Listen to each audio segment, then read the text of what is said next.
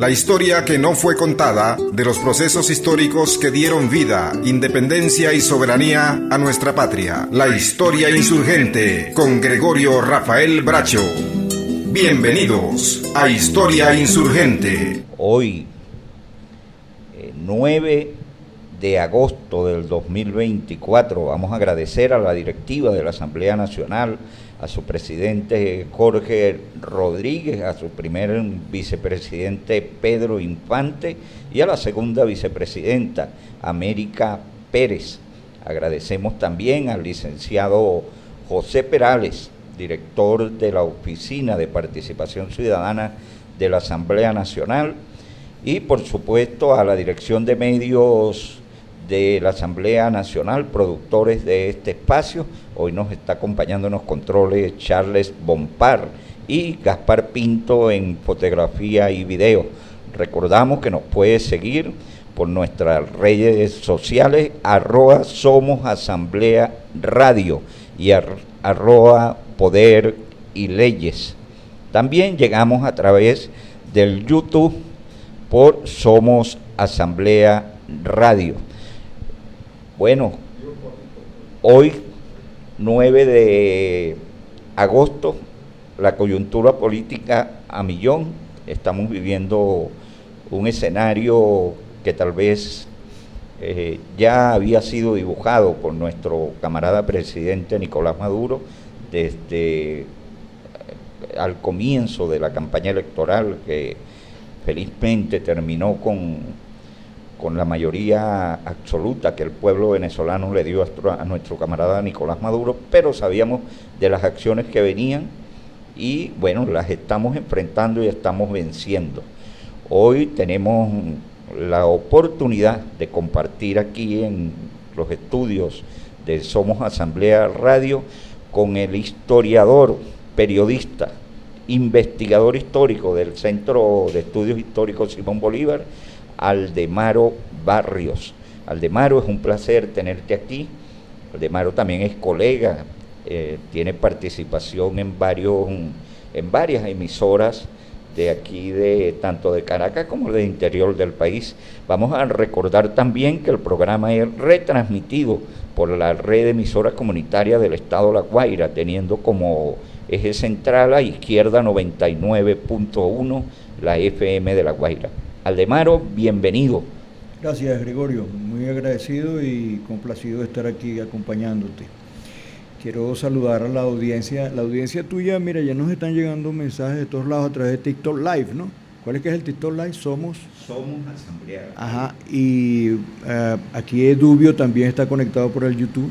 Edubio es un compañero del Zulia, pero también de Carigua, ¿no? ¿Tienes otra? Tenemos a Carlos Vázquez, que conectado desde Acarigua. Sí. Aldemaro, ha habido mucho que decir en cuanto al tema económico. Ya hemos tenido la oportunidad en programas pasados de traer a la licenciada María de Jesús Daz, que tiene unos trabajos históricos sobre economía muy buenos. Pero hay un tema que es el que está en el tapete, es el tema de la coyuntura, que son los llamados BRIC. Pero, ¿cómo llegamos a los BRIC? ¿Por qué Venezuela tiene que ir a los BRIC? Bueno, más que una coyuntura ya está en el orden estratégico, ¿no? Porque si bien que los BRIC fueron creados entre 2010 y 2014 con la última integración de Sudáfrica, durante estos últimos años la expansión geopolítica, geoeconómica y geoestratégica de los BRIC ha hecho cambiar o ha hecho variar la unipolaridad que constituía la hegemonía de los Estados Unidos. Eso indica que hay una serie de países que los llamados, yo no los llamo en desarrollo, pero se ha querido llamar en desarrollo. Nosotros somos países que estamos, como Venezuela, generando nuestras propias políticas económicas, nuestros propios factores o vectores de independencia, y sí integrados, porque nadie es absolutamente único. Tenemos que estar interrelacionados con un mundo que se abre con gigantescas oportunidades desde el punto de vista de las posibilidades de producción minera, petrolera, agropecuaria, comercial, financiera, como son los BRICS. Los BRICS es un conglomerado de países donde está Rusia, China, la India, Suráfrica, que en esta oportunidad, con la inserción de Venezuela, de Irán, Arabia Saudita y otros, se va a convertir ya se está convirtiendo en uno de los conglomerados, digamos, de mayor fuerza y dominio en el mundo. En recientes alocuciones del camarada presidente Nicolás Maduro, más de una vez ha informado a nuestro pueblo, como ha sido su sur todo el tiempo, de mantener informado a todo el pueblo de Venezuela de la importancia que va a tener de ahora en adelante este grupo de países con la inclusión de Venezuela, y es porque pasaría a constituirse en la mayor reserva energética del mundo. En petróleo y gas, sí. En petróleo y gas. Sí, efectivamente, cuando se dé ya la consumación definitiva de Arabia Saudita, Irán y Venezuela, esa geopolítica va a cambiar, la geopolítica petrolera va a cambiar totalmente. Ya están con señales muy definidas de ese proceso. El presidente Nicolás Maduro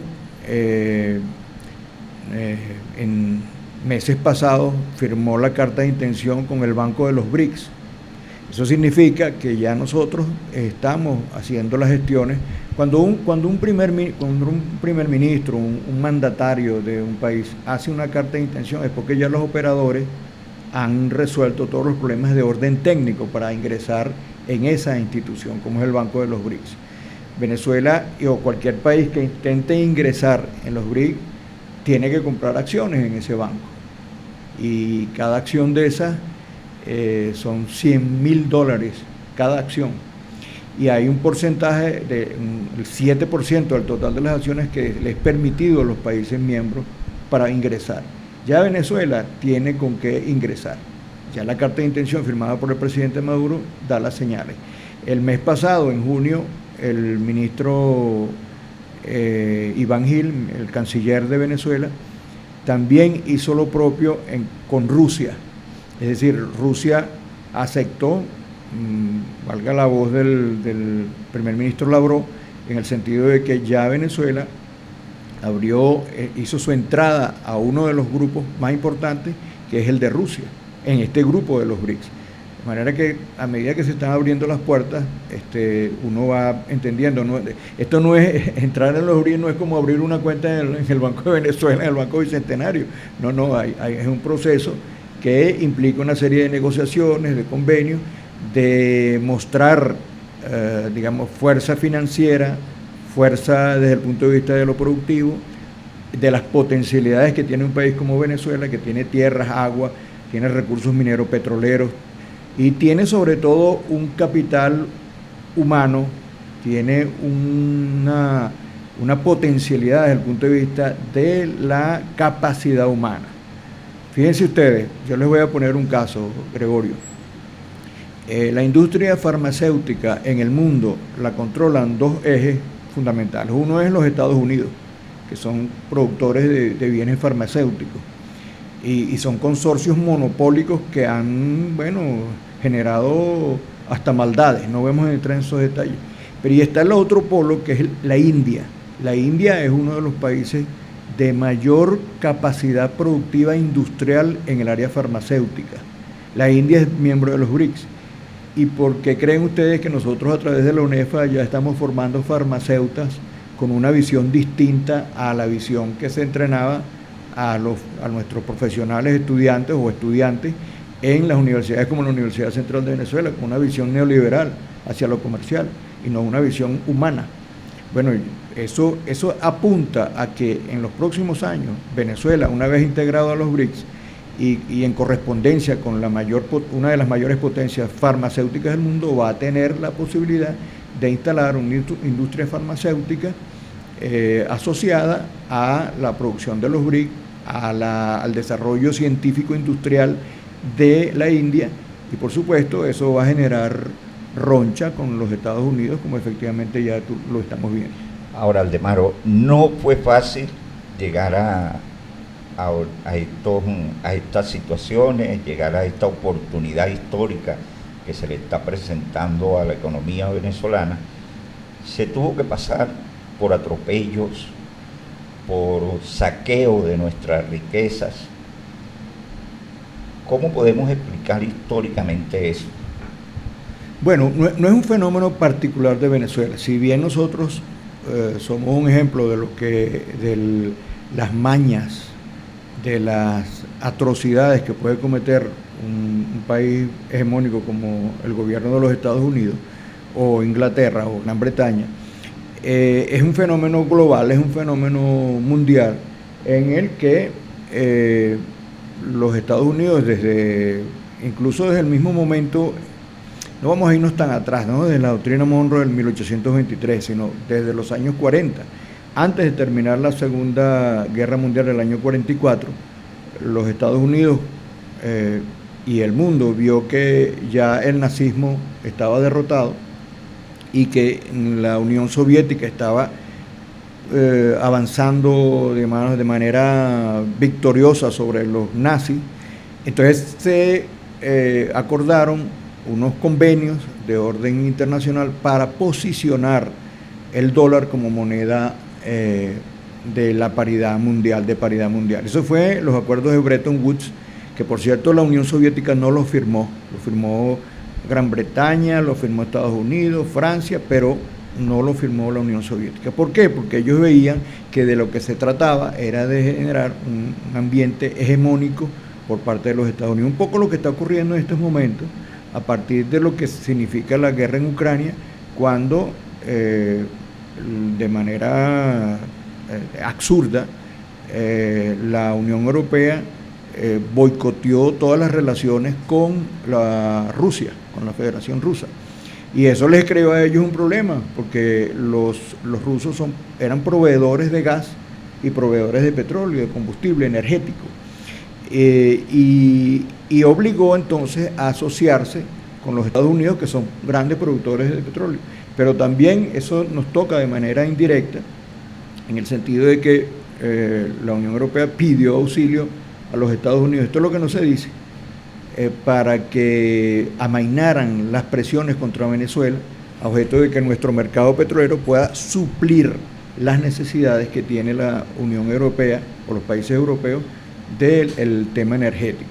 Tienen una crisis tremenda que ellos mismos han provocado, que ellos mismos han auspiciado de manera absurda. Por eso es que no tiene sentido eso que están haciendo.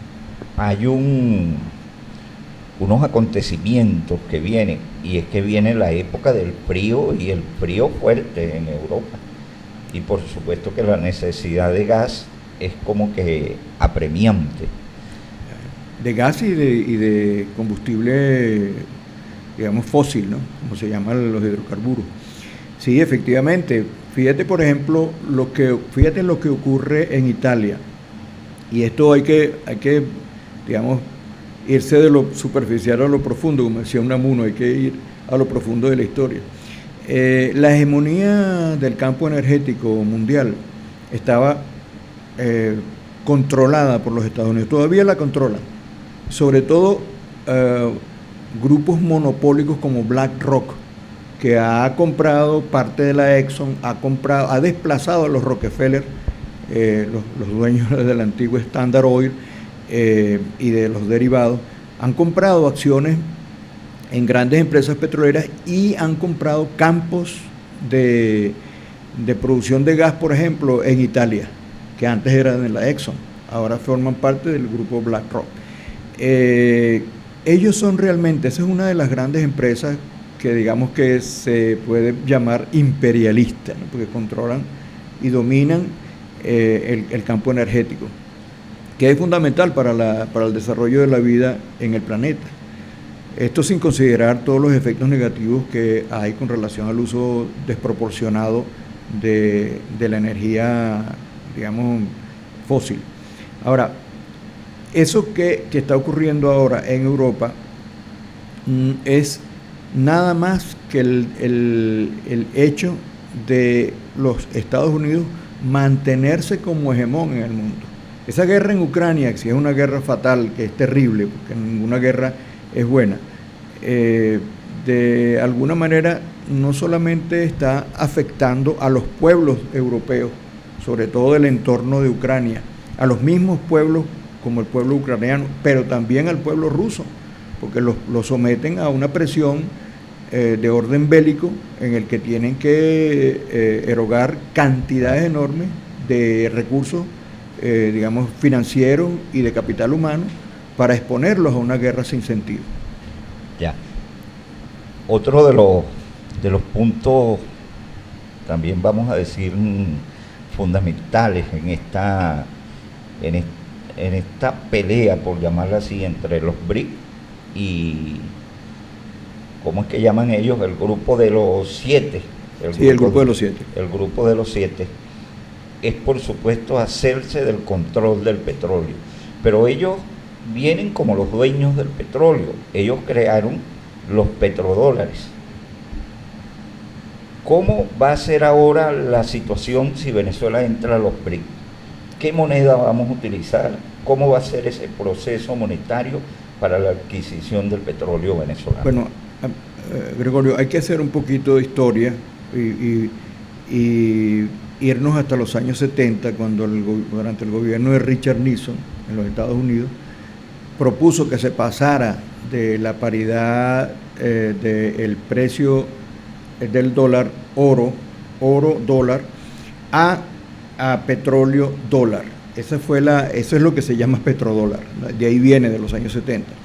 Era precisamente bajo la idea de tratar de dominar el mercado o el mercado mundial, tanto de comercio, en el ámbito financiero, las importaciones y exportaciones, a través de la hegemonía del dólar, pero basado en una paridad del precio del barril de petróleo. En tanto ellos tenían un dominio de Arabia Saudita, que son los grandes productores de petróleo, y del Medio Oriente. Esa configuración geopolítica ha cambiado radicalmente. Ya Venezuela no es aquel país que entregaba sus recursos de manera por contratos leoninos a las empresas transnacionales del petróleo.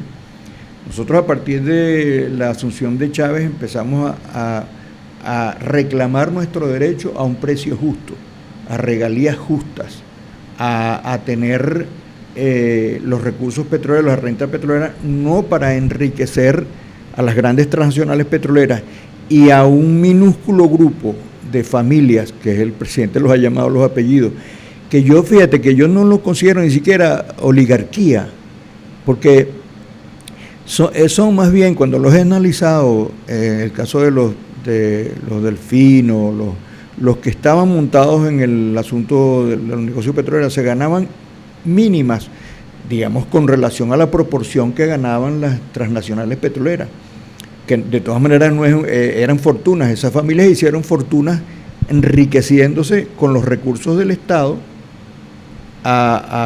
manipulando, haciendo negociaciones turbias. Algunos llaman los pagos opacos, que son comisiones y otro tipo de negociaciones turbias, con los cuales se hicieron millonarios o desfalcaron parte del Estado. No nos vayamos muy lejos. Un sector del Grupo Mendoza estaba enquistado en la industria petrolera. ¿Quiénes? Bueno, una de las hijas de Eduardo Mendoza Goiticoa, la mamá de Leopoldo López, ella era una de las directivas de PDVSA hasta el año 99. Y en el año 98, en los años 90, le dieron un regalo de millones de bolívares para fundar Primero Justicia. Un regalo, además de una subvención que le dio una institución, una oficina adscrita a la USAID, al Departamento de Estado, para fundar ese partido, que ya tú sabes en lo que se convirtió. De manera que aquí ese ámbito, tanto a nivel nacional con el predominio de los llamados apellidos, como a nivel internacional, en los cambios geopolíticos que han ocurrido en el Medio Oriente, la presencia de Irán como una potencia petrolera importante, y Venezuela cambió completamente el estado en que se encuentran el intercambio de divisas o la paridad de las divisas, que ahora las negociaciones en el caso de China con Arabia Saudita se están haciendo en yuan. La venta de petróleo se está haciendo en yuan, con el intercambio del yuan, que es la moneda china. Ahora, ¿cuál es la diferencia con relación a... Eso indicaría que el negocio con Venezuela va a ser en bolívar.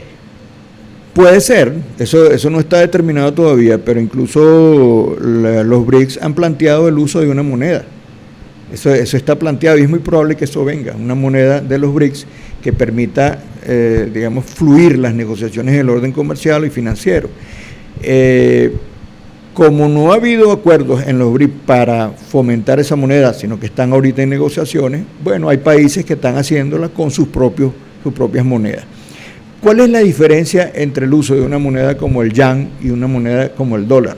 Que el dólar permea la especulación y en el caso del yuan permea la complementariedad, que ese es el principio filosófico de ello.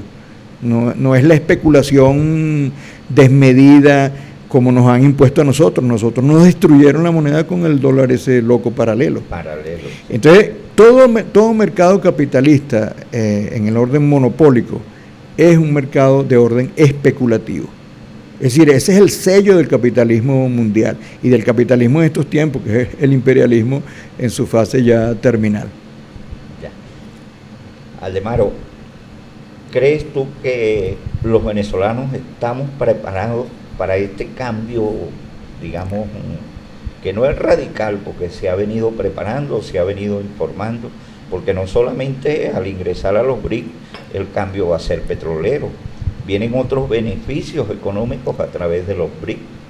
Claro, bueno, en cierta manera, Gregorio, es radical, porque es cambiar las relaciones de producción, ¿no?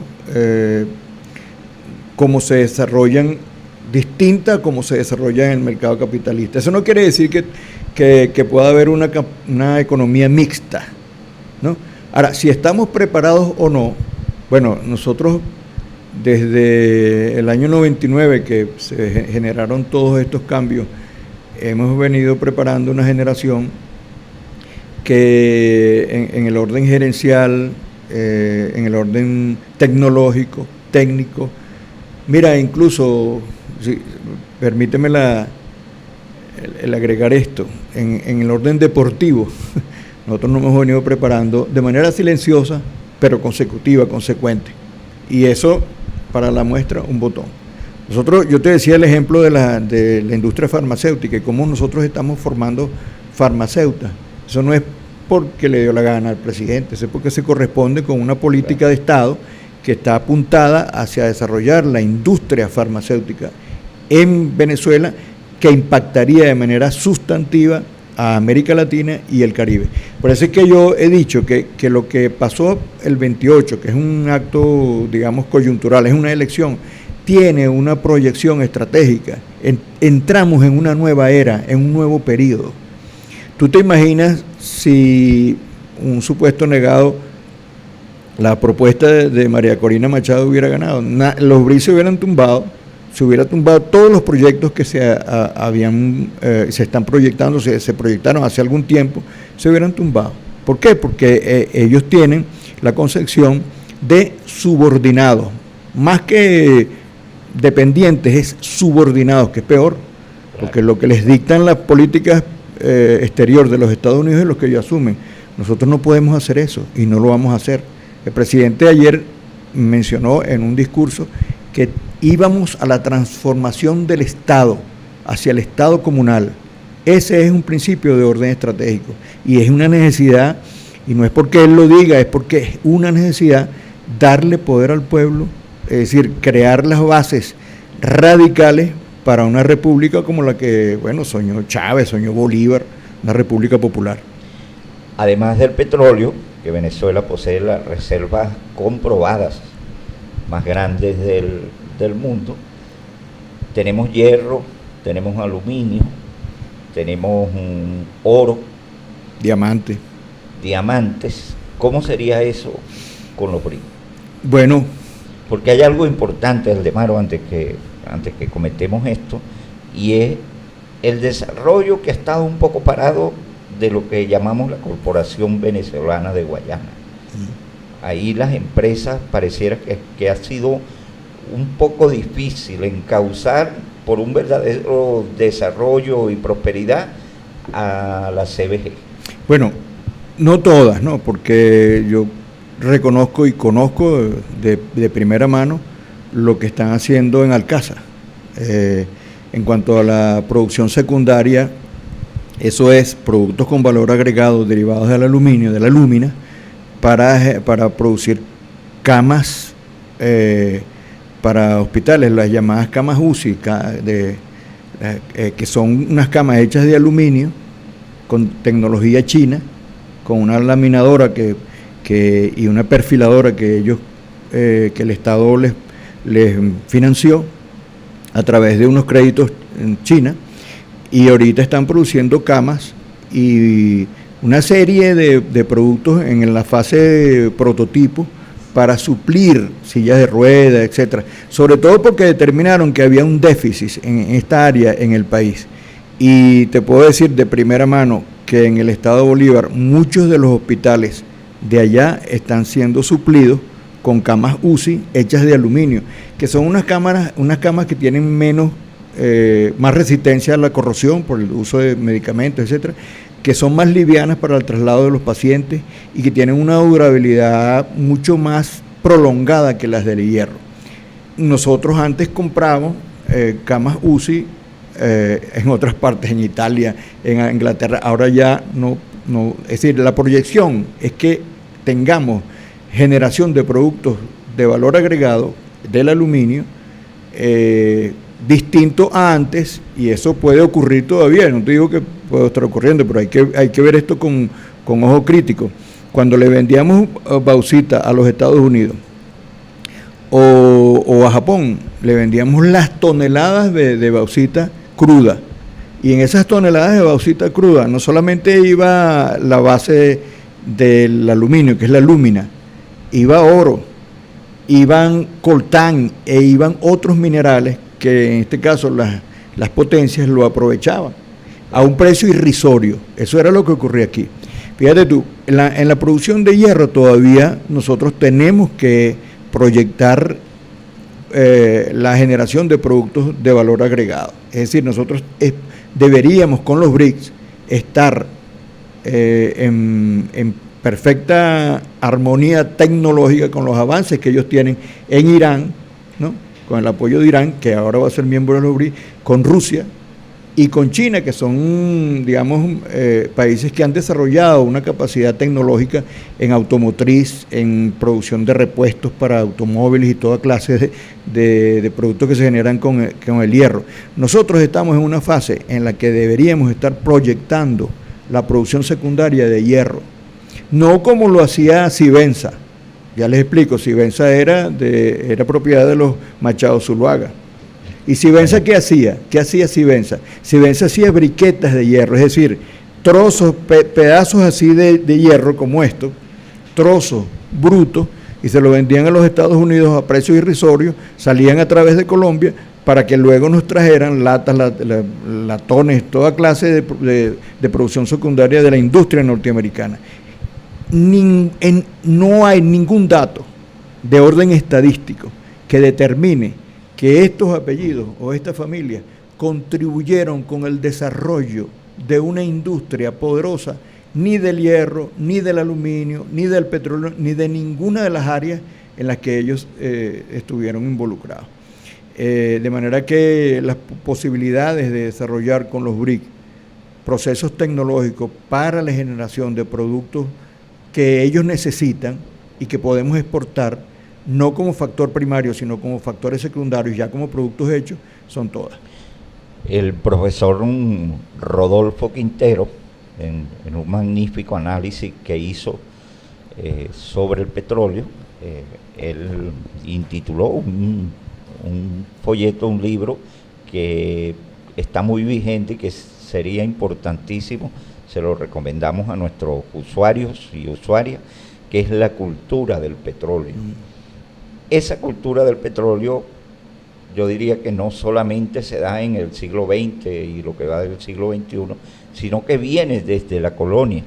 Y es que primero el Imperio Español se llevó el cacao, se llevó el café y se lo llevaba, aquí no quedaba nada, después nos traían de allá las barras de chocolate, nos traían todo esto, después los ingleses empezaron a llevarse el oro, Pero primero los españoles, ¿no? Exacto, primero los españoles y después los ingleses.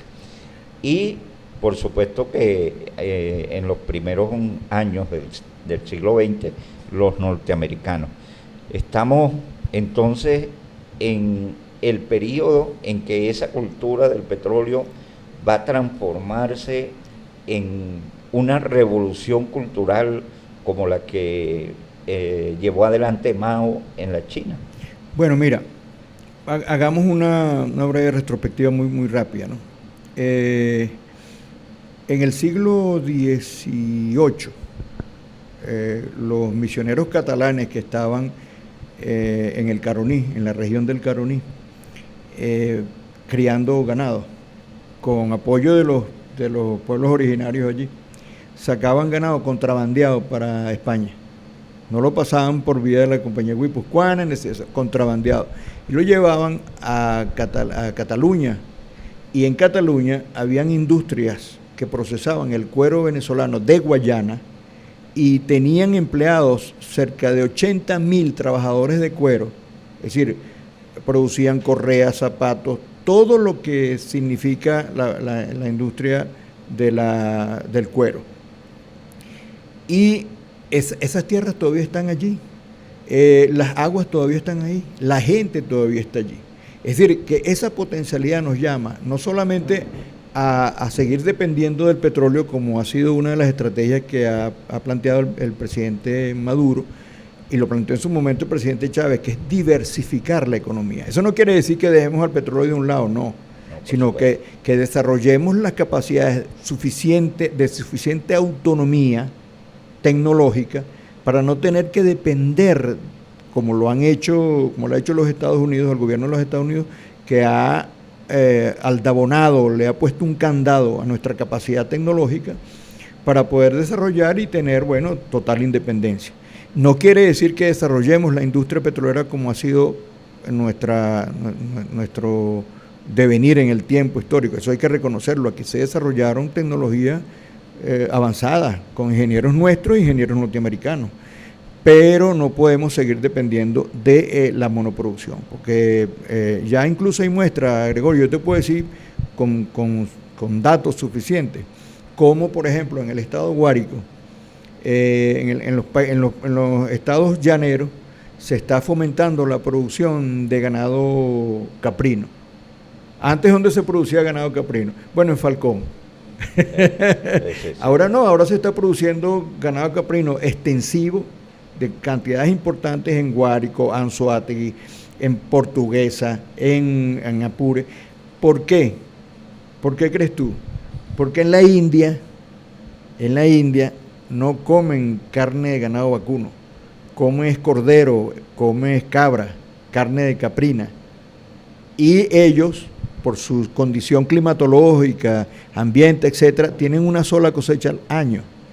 Nosotros aquí en este territorio tropical podemos tener 2 y hasta 3 cosechas de crías de ganado caprino. Es decir, que podemos suplir este mercado extraordinario y ya te digo, hay una producción importante de caprino que está apuntalando a la exportación de carne hacia la India y hacia países asiáticos. Aldemaro,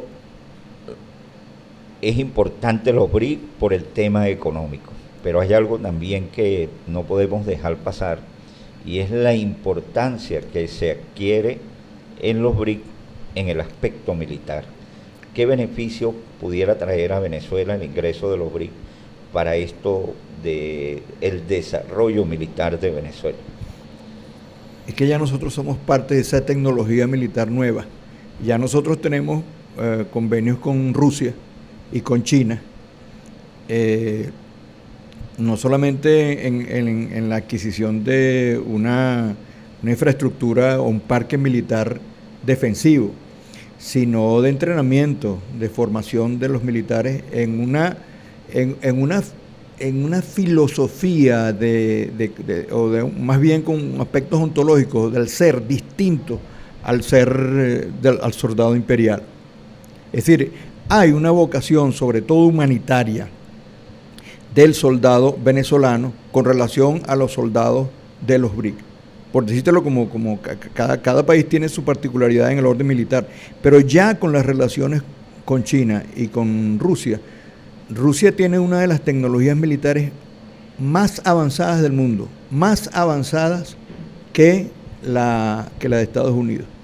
Por decirte un ejemplo, que eso lo vimos en las clases de historia militar pero aprovecho a saludar a Henry Navas, que es el coordinador de la maestría de historia militar. Cuando yo te digo algo a ti, en este momento tú tardas 8 segundos en pensar en la respuesta. Eso es axiomático, así funciona el ser humano en percepción y respuesta. Ellos han avanzado en tipos de disparo, de proyectiles, que superan la percepción humana. Es decir, eso nos da cuenta de cómo estudiosos de la psicología y del comportamiento humano con relación a los factores de orden militar están muy asociados y ellos han avanzado en ese sentido. Pero repito, no se trata de una escalada de orden militarista, sino defensivo, porque nosotros tenemos que defender este país si está amenazado, como efectivamente lo está, especialmente de parte del gobierno de los Estados Unidos. Nosotros hemos sido capaces, Gregorio, y esto lo quiero para parafrasear una palabras de el diputado Fernando Soto Rojas. Nosotros hemos sido capaces, Venezuela, tanto Chávez como Maduro, y el pueblo venezolano, ya ellos como sujeto histórico, no como individualidades, sí son el presidente, pero esos hombres se convirtieron en pueblo, se convirtieron en un sujeto histórico, capaces de derrotar 5 gobiernos de los Estados Unidos. Y eso no se ha dicho, pero eso hay que decirlo. 5, y la última fue el 28, los derrotamos. Claro, claro, y se derrota a un presidente que va a obtener su segunda derrota, porque desde hace muchos años no se había, no había quedado en un solo periodo un presidente de los Estados Unidos, siempre iban por 2. Sí, bueno, tú dices por las condiciones de Biden. Exactamente. Y no solamente Biden, el tema de la incapacidad del presidente Biden es solo una muestra gráfica de la incapacidad del sistema norteamericano electoral. Ahí no hay realmente una democracia. Aldemaro, para finalizar, ¿son los BRIC la esperanza de la humanidad? Totalmente. Y lo vamos a sentir y lo estamos sintiendo los venezolanos de manera directa. Y lo van a sentir de manera directa todos los pueblos de América Latina, sobre todo ante la presencia de Brasil, que es miembro de los BRICS, y de Venezuela en el territorio latinoamericano. Es decir, ese impacto va a tener muchos beneficios para Venezuela en el orden comercial, en el orden financiero, pero no solamente en América Latina, sino en el Caribe también. De manera que sí, todas las esperanzas están allí. Ahora, no se trata de ver las esperanzas como algo lejano, no, eso es cierto, es certidumbre, es cierto, no es mamadera de gallo ni esperanza absoluta. Y así lo ha manifestado nuestro camarada presidente Nicolás Maduro en todas las alocuciones los últimos días.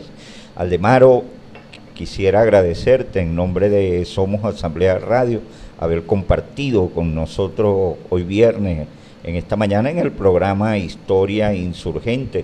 Hoy la historia estuvo dedicada a los BRIC, que también es importante, y por supuesto que todos los días estamos haciendo historia, y esta historia que se va a empezar a escribir con los BRIC es fundamental para el desarrollo social, económico y cultural de Venezuela. Agradecemos tu presencia aquí en Somos Asamblea Radio, agradecemos a la directiva de la Asamblea Nacional que dirige el camarada presidente Jorge Rodríguez, a José Perales en la dirección de la Oficina de Participación Ciudadana, a la producción de la Dirección de Medios, a Charles Bompar, Gaspar Pinto y Gregorio Bracho, el 14.631. Será hasta el próximo viernes cuando estaremos de nuevo contando y construyendo la historia. Muchas gracias, Gregorio.